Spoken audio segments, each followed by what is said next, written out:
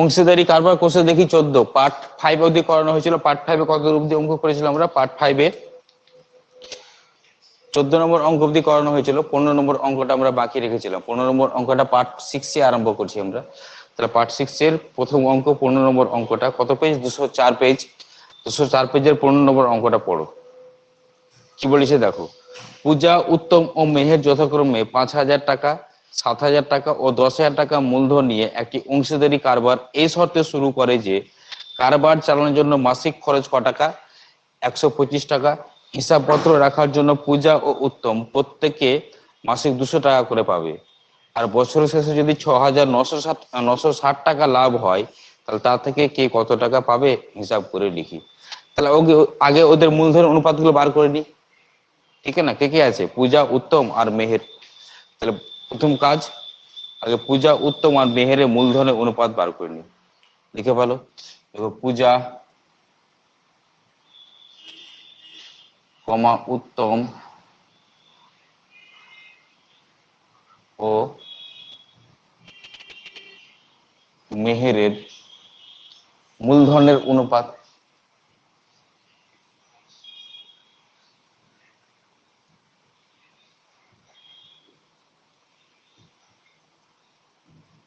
তাহলে মূলধনের অনুপাত সমান কত বলতে পারি? কত কত ছিল? 5, 7, 10।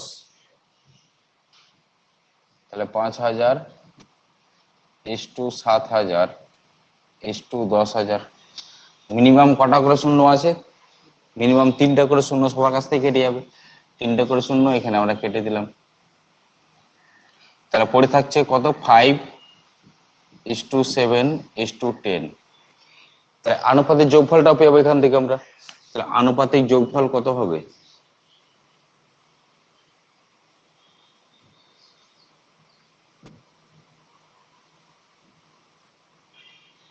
আনুপাতিক যোগফল পাচ্ছি কত? 5 + 7 + 10। 5 × 7 = 12 আর 10 এ কত হয়? 22। ক্লিয়ার? এবার এখানে দেখো, এবার কি বলেছে, মোট লাভ হয়েছে কত টাকা? 6,960 টাকা লাভ হয়েছে। তাহলে যা খরচ টরচ হবে সেই লাভ থেকে তো খরচগুলো বাধ্য হবে কিনা? প্রশ্ন তোমার বলা হয়েছে, দেখো, যে বিজনেসটা ওরা শুরু করেছিল বলছে কারবার চালানোর জন্য, মানে বিজনেসটা চালানোর জন্য মাসে মাসে দেওয়া হচ্ছিল কাকে বলো? 125 টাকা করে দেওয়া হচ্ছে। যে বিজনেসটা চালাচ্ছিল, মানে ধরে নাও তিনজন মিলে বিজনেস আরম্ভ করেছে, তার মধ্যে সবাই বিজনেস হতে চালায়নি। কেউ চালিয়েছে, কেউ হয়তো বসে থেকেছে, কেউ হয়তো হিসাব রেখেছে, এরকম আছে। যে বিজনেসটা যে চালাচ্ছিল, মানে কারবার মানে বিজনেসের কথা বলছে এখানে, যে বিজনেসটা চালাচ্ছিল তাকে মাসে মাসে দেওয়া হচ্ছে ক টাকা করে? 125 টাকা করে দেওয়া হয়েছে। আর হিসাব রেখেছিল কে কে? পূজা আর উত্তম হিসাব রেখেছে, ওদেরকে মাসে মাসে কত টাকা দেওয়া হচ্ছে? 200 টাকা করে দেওয়া হচ্ছে। আর বছরের শেষে, মানে এক বছরের হিসাব এখানে বলা হয়েছে, তাহলে এক বছর শেষে মোট লাভ হয়েছে ক টাকা? 6,960 টাকা লাভ হয়েছে। তাহলে এই যে এখানে তোমার যে হিসাব করার জন্য টাকা পাচ্ছে, আবার বিজনেস চালানোর জন্য খরচ হচ্ছে, তাহলে এগুলোর টাকা কি তোমার নিজের পকেট থেকে কেউ দিবে? সেটা কেউ দিবে না নিজের পকেট থেকে। তার মানে যা লাভ হচ্ছে ওই লাভ থেকে তো টাকাটা ওখান থেকে দেওয়া হবে দেখে। তাহলে লাভ হয়েছিল কত? 6,960 টাকা। তাহলে ওখান থেকে আমাকে বাদ দিতে হবে। তাহলে দেখি, এক মাসে তোমার কারবার চালানোর জন্য এক মাসে খরচ হয় ক টাকা? 125 টাকা। কিন্তু বিজনেসটা তোমার চলেছে কতদিন? 1 বছর। তাহলে 12 মাসে তাহলে কত হবে? তাহলে দেখি এক বছরে তোমার কারবার চালানোর জন্য কত খরচ হয়, নিচে লেখো এবার। দেখো, এক বছরে কারবার চালানোর জন্য খরচ হয় সমান, দেখো এক বছরে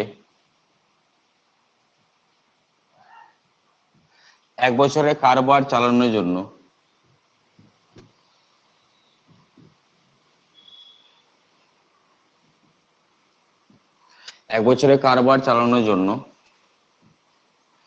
খরচ হয় সমান, এক বছর মানে 12 মাস, তাহলে 12 দিয়ে গুণ হয়ে যাবে কত? 125 কে। তাহলে 125কে যদি 12 দিয়ে গুণ করা হয় কত হবে?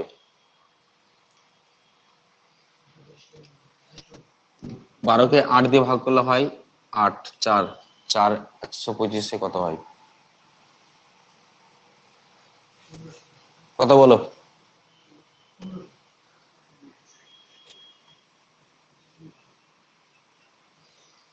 হয়েছে 1500 টাকা। তাহলে 1500 টাকা কিসের জন্য হলো? কারবার চালানোর জন্য খরচ হলো, তাই না?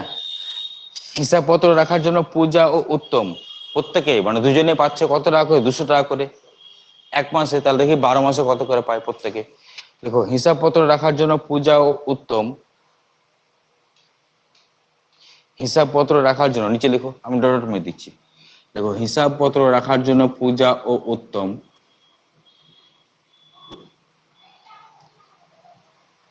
হিসাবপত্র রাখার জন্য পূজা ও উত্তম প্রত্যেকে 1 বছরে পায় সমান, প্রত্যেকে 1 বছরে পায় সমান। তাহলে 12 দিয়ে গুণ হবে। 1 বছরে 1 মাসে পাচ্ছে ক টাকা? 200 টাকা। তাহলে 12 মাসে পাবে কত করে? 12 ইন্টু 200, 12 দুগুণ 2400 টাকা করে পাবে। তখন 2400 টাকা কে পাবো? উত্তম পাবে, আর কে বলো? পূজাও পাবে, তাই না? পূজা আর উত্তম দুজনে হিসাব রেখেছে, তাহলে 2400 টাকা কিন্তু দুজনেই পাবে এখানে। তাহলে বলো এখানে মোট খরচ কত টাকা? তাহলে মোট খরচ কত বলো? 1500 টাকা প্লাস 2400 টাকা প্লাস 2400 টাকা। কেন? কারণ 2400 টাকা দুজন পাচ্ছে, যে কে কে? পূজাও পাচ্ছে আর কি বলো? উত্তম পাচ্ছে না। তাহলে মোট খরচ কত নিচে লিখে দেওয়ার, মোট খরচ সমান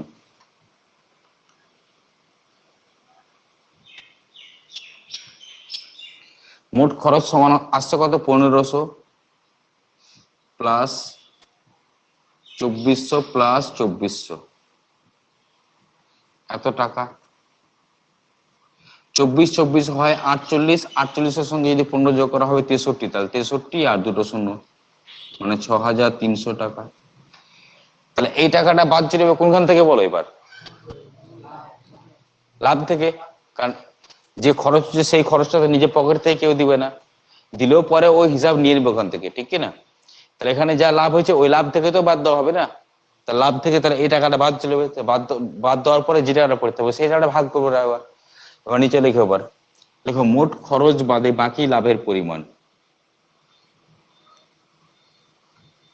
মোট খরচ বাদে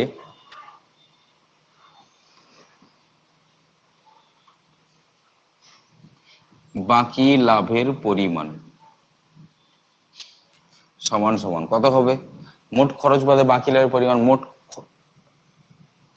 লাভ কত হয়েছিল? মোট লাভ 6960। তাহলে 6960 থেকে কত বাদ? 6300 বাদ। তাহলে 6000 থেকে 6000 আউট, 960 থেকে 300 বাদ, তাহলে কত হবে? 960 থেকে 300 বাদ দিলে কত হয়?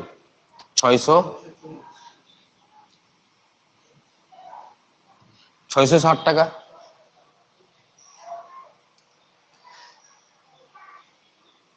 বুঝা গেছে না? যায়নি? আরে 60 থেকে 0 বাদ দিলে তো 60ই হয়। ডবল ডবল সঙ্গে বিয়োগ করো না, 60 থেকে 0 বাদ দিলে কত হয়? 60। আর এখানে 6 6 আউট, 9 থেকে 6 বাদ দিলে কত? আচ্ছা 9 থেকে 3 বাদ দিলে কত হয়? 6। 660 টাকা। তাহলে এই টাকাটা এবার ভাগ করবে কি অনুসারে? মূলধনের অনুপাতে। বলা হয়েছিল বাকি টাকাটা যেটা পড়ে থাকে সেই টাকাটা ভাগ করবে। এবার মূলধন অনুপাতে যদি ভাগ করা হয় তাহলে দেখি কে কত টাকা পায়। নিচে দেখো এবার 660 টাকা মূলধনের অনুপাতে ভাগ করলে, এখানে ডলার মেয়ে দিচ্ছি আমি, নিচে লিখতে আরম্ভ করো। 660 টাকা ডলার মেয়ে দিলাম মূলধনের অনুপাতে ভাগ করলে, যে ওই লাইনটা ছেড়ে দাও। প্রথম জনের নাম কি বলেছে? প্রথম জনের নাম কি বলেছে? তো নিচে লিখো পূজা পাবে সমান, পূজা পাবে সমান।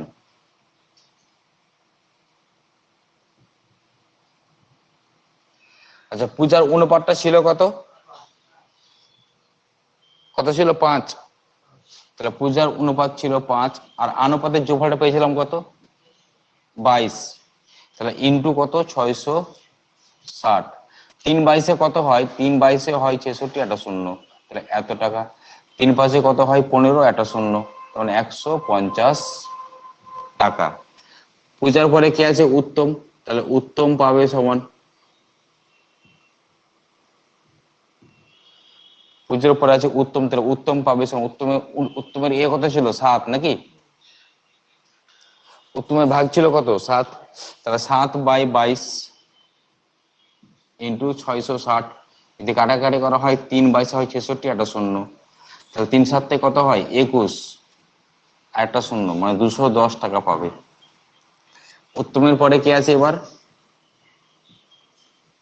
মেহের।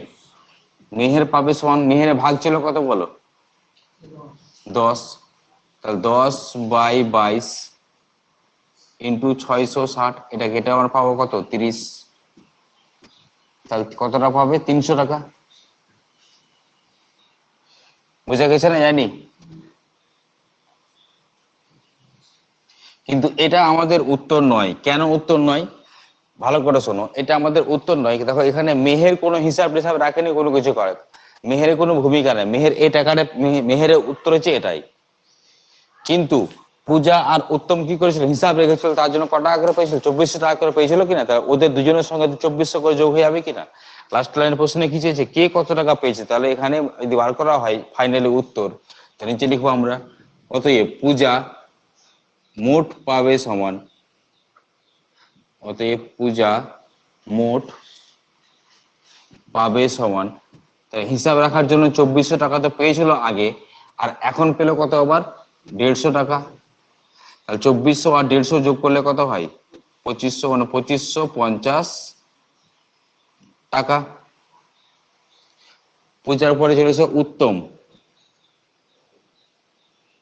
উত্তম মোট পাবে সমান, উত্তম তো হিসাব রাখার জন্য 2400 টাকা পেয়েছিল একটা, আর এখন পেল কত আবার 210 টাকা।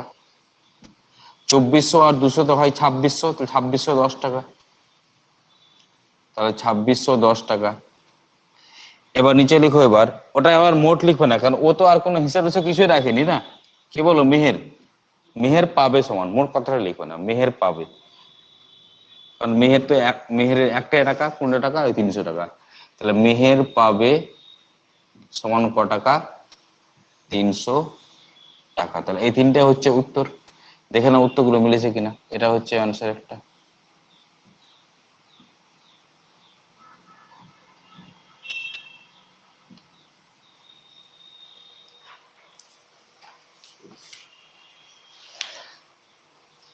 বলো ক্লিয়ার হয়েছে না হয়নি? বুঝতে পারা গেছে আশা করি সবার। এবার চলে এসে এমসিকিউ এর অঙ্কগুলো। 15 পরে 16 এমসিকিউ এর অঙ্কগুলো দেখো এবার।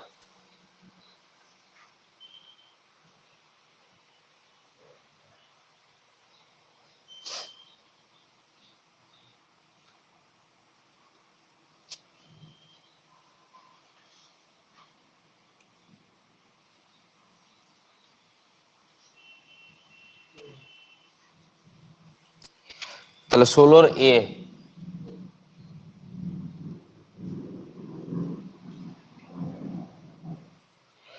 দেখো এমসিকিউ অঙ্ক সলভ করার জন্য একটা কথা মনে রাখতে হবে এখানে। দেখো যেটা মূলধনের অনুপাত আছে, যে টাকাটা লাভ হয় সেই টাকাটা তো আমরা মূলধনের অনুপাতে ভাগ করি।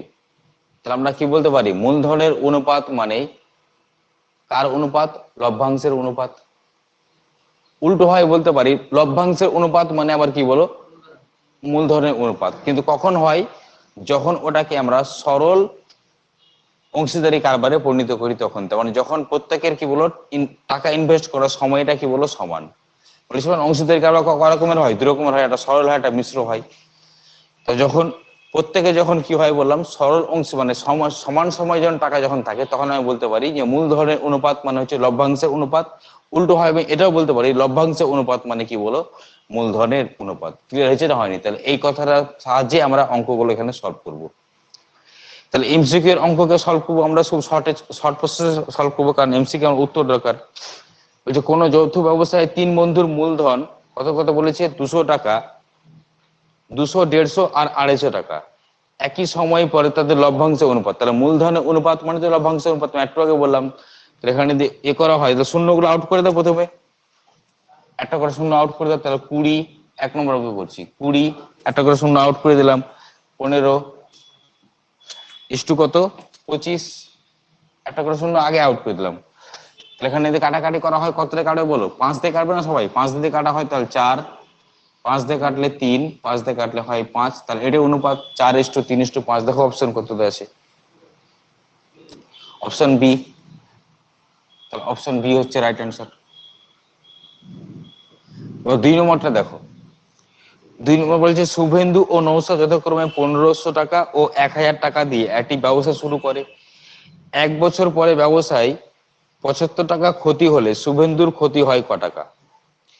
তাহলে লাভ আর ক্ষতি যাই হোক না কেন সেটা কি করা হয়? মূলধনের অনুপাতে করা হয় হিসাব, তাই কি না? আমরা জানি সেটাকে মূলধনের হিসাবে কি করা হয়? হিসাব করা হয়। তাহলে বলো মূলধনের অনুপাতটা আসবে কত এখানে? দুটো শূন্য আউট, 15 আর 10। 15 আর 10 এর মধ্যে কাটাকাটি যে কত, যত যত শর্টে করতে পারি। তাহলে 15 আর 10 কাটতে পারি, 15 কাটা যায় 5 দিয়ে, 3 5 15, 5 2 10, 3:2। তখন 3:2 মানে এবার ভালো করে দেখো, তার মানে একজনের ক্ষতি যদি 3 টাকা হয় আরেকজনের ক্ষতি হবে ক টাকা? 2 টাকা। তাহলে মোট ক্ষতি কত বলে এখানে? বলো মোট ক্ষতি কত? 5 টাকা, তাই না? মোট ক্ষতি হয়েছে কত? 5 টাকা। এখানে 5 টাকা যদি মোট ক্ষতি হয় তাহলে এর ক্ষতি ক টাকা? 3 টাকা। আর এর ক্ষতি ক টাকা? 2 টাকা। কিন্তু প্রশ্নে প্রশ্নে তোমার দেওয়া হয়েছে, প্রশ্নে বলো, প্রশ্নে বলা হয়েছে মোট ক্ষতি কত টাকা? 75 টাকা। তাহলে কার ক্ষতি চেয়েছে? শুভেন্দুর ক্ষতি চেয়েছে, তাই না? তো এখানে শুভেন্দু কোনটা, প্রথমটা না দ্বিতীয়টা? বলো প্রথম না দ্বিতীয়টা? প্রথমটা। তাহলে শুভেন্দুর ক্ষতি হচ্ছে 3 টাকা, ক টাকাতে? 5 টাকাতে। তাহলে 15 টাকায় কত, তাই না? তাহলে 15 টাকা কত? 15 দিয়ে গুণ, গুণ করতে 3 5 কত হয়? 15। তো মানে ক টাকা হবে? ও 75 ছিল। তাহলে 5 15 75, 5 15 75, আর 3 15 কত হয়ে যায়? 45। তো শুভেন্দু ক্ষতি হচ্ছে 45 টাকা। কত অপশন আছে? অপশন এ,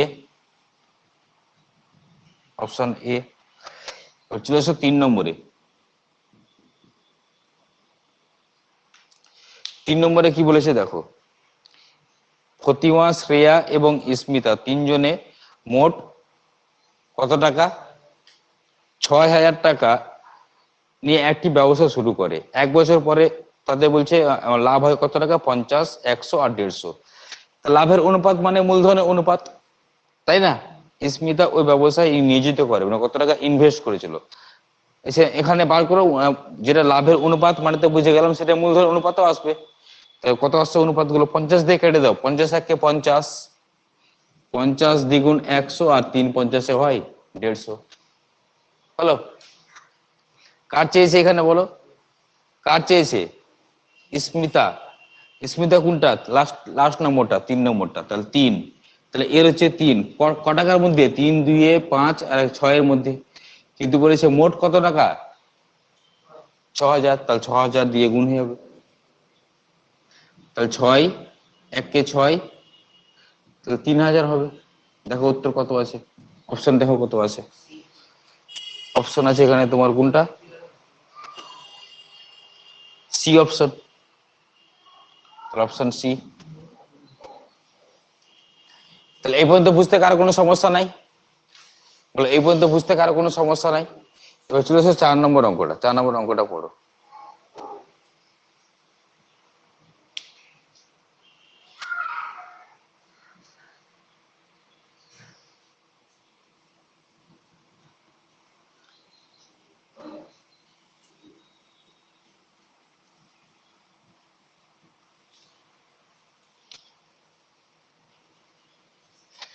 4 নম্বর অঙ্কে তোমাকে বলা হয়েছে অমল এবং বিমল একটি ব্যবসা শুরু করে। অমল 500 টাকা কত মাসের জন্য? 9 মাসের জন্য। আর বিমল কিছু টাকা 6 মাসের জন্য ব্যবসায় নিয়োজিত করে। কিছু টাকা, কিন্তু কত টাকা সেটা কিন্তু বলা নাই, তাই না? আচ্ছা ওদের এবার মূলধনের অনুপাতটা পেয়ে যাবো না আমি? পাবো কিনা বলো? মূলধনের অনুপাতটা আমি পেয়ে যাবো কিরকম ভাবে? কারণ যত মাসের জন্য থাকে অত মাস দিয়ে গুণ হয়ে যায় না। 500 টাকা কত মাসের জন্য? 9 মাসের জন্য। তাহলে 9 দিয়ে গুণ হয়ে যাবে। তাহলে অমল আর কে আছে? বিমল।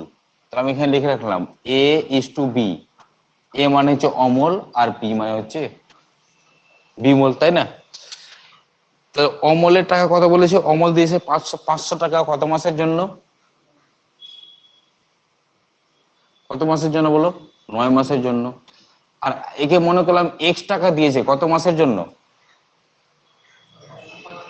কত মাসের জন্য বলো? 6 মাসের জন্য। তাহলে 6 দিয়ে গুণ করে দিলাম। হয়েছে? বোঝা গেছে পর্যন্ত? বাস, এটাকে আমি এই পর্যন্ত করে রেখে দিলাম। আচ্ছা এখানে দেখো যদি ক্যালকুলেশন করা হয় এটাকে, তাহলে কত হয় বলো তো? 5 9 কত হয়? 45। ঠিক আছে, এটাকে ক্যালকুলেশন করে আমি রেখে দিলাম। তাহলে এত ইস টু কত লেখা যায় বলো? এক্স ইন্টু 6, তাই কিনা? এক্স ইন্টু 6 করে রাখলাম। তো আমার পরে এক্স এর মান, প্রশ্ন তো এক্স এর মান বার করতে হয়। প্রশ্ন বলেছে বিমলের লাভের, এই অবস্থায় বিমলের মূলধন চেয়েছে, মানে এক্স, এক্স টাকাটা এক্স চেয়েছে। এখানে এক্স কত টাকা, মানে কত টাকা ও দিয়েছিল, বিমল কত টাকা দিয়েছিল। আচ্ছা বলে এখানে প্রশ্নে বলা হয়েছে ব্যবসায় মোট লাভ হয় ক টাকা? 69 টাকা। তার মধ্যে বিমল পায় ক টাকা? টাকা ওইদিকে, এখানে মোট লাভ হয়েছে ক টাকা? 69 টাকা। তার মধ্যে দেখো অমল আর বিমল ছিল কিনা, বলো বিমল পেয়েছে ক টাকা বলো? 46 টাকা। বিমল পেয়েছে 46 টাকা। তাহলে বিমল যদি 46 টাকা পায়, তাহলে বলো এখান থেকে অমল পাবে ক টাকা? 23 টাকা। পাবে কিনা?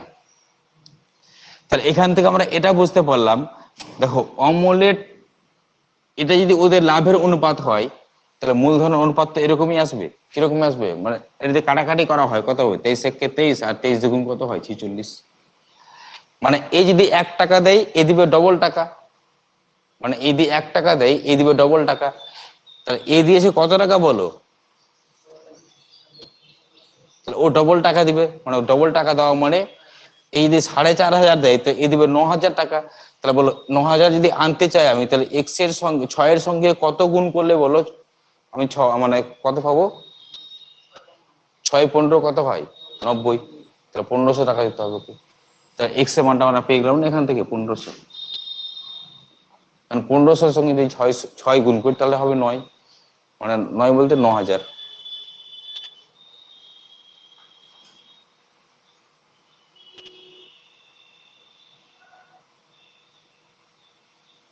ক্লিয়ার হয়েছে এই পর্যন্ত? বলো ক্লিয়ার হয়েছে না হয়নি? বুঝতে পারা গেছে না যায়নি এটা?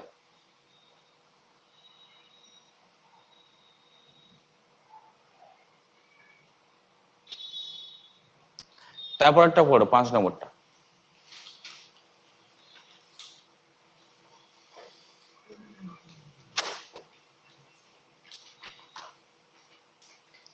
তাহলে 5 নম্বর অঙ্কটা পড়ো একবার।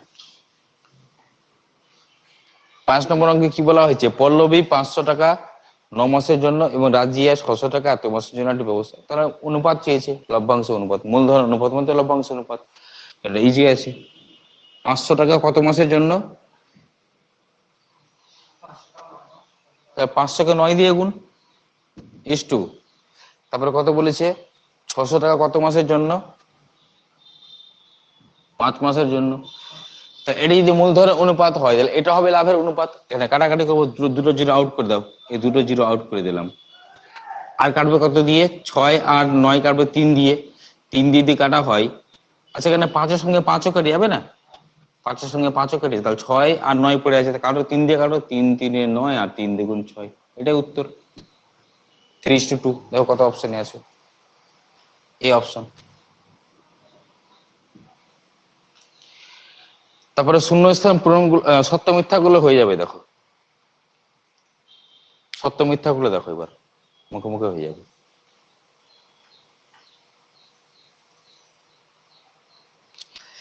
তাহলে একটি অংশীদারি ব্যবসায় কমপক্ষে লোকের দরকার 3 জন, না কমপক্ষে কজন হলে বিজনেস করা যায়? শেয়ারে বিজনেস করা যায় কমপক্ষে কজন হলে? 2জন হলেই করা যায়। মিথ্যা এটা। কমপক্ষে মানে কমপক্ষে 2জন হলে তো বিজনেস শুরু করা যায়, মানে শেয়ারে বিজনেস, পার্টনারশিপ বিজনেস মানে তোমার একা একা হয় না, আরেকজন কমপক্ষে হতে, কমপক্ষে কতজন, কজন দরকার? 2জন দরকার। ওই যে একটি ব্যবসায় রাজু ও আসিফের মূলধন অনুপাত বলছে 5:4। রাজুর মোট লাভের 80 টাকা পেলে আসিফ পায় ক টাকা? 100 টাকা। মোট লাভের, আচ্ছা বলো রাজু আর আসিফের মূলধনের অনুপাত বলেছে কত? 5:4।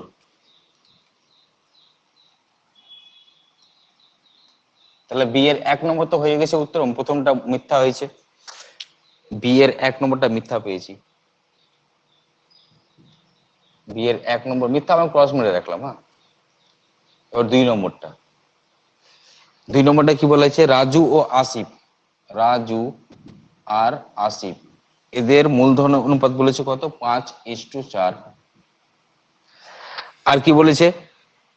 রাজু মোট লাভের পেয়েছে ক টাকা? 80 টাকা। আর আসিফ পেয়েছে কত? এ পেয়েছে ক টাকা? 80 টাকা। আর এ পেয়েছে ক টাকা? 100 টাকা। দেখি এদের লাভের অনুপাতটা কত হয়। আমরা জানি লাভের অনুপাত আর মূলধন অনুপাত তো সেম আসবে কি না?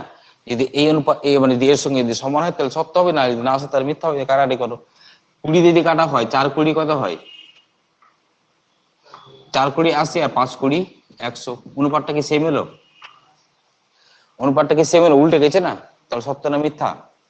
মিথ্যা।